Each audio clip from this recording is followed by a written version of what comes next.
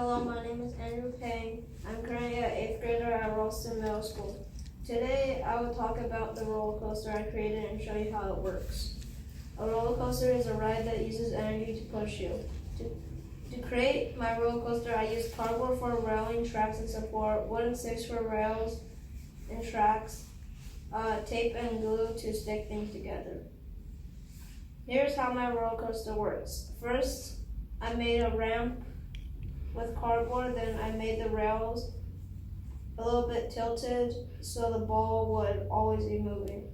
The tracks would a little bit tilted so the ball will always be moving.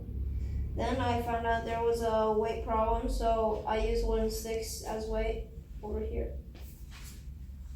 Finally, I built a ramp all the way down to chair level to a loop. I put some finishing touches such as keeping it straight. After I finished my first design, I tested it with a ping pong ball. My roller coaster did keep the ball on the track, however, it would sometimes roll off the track.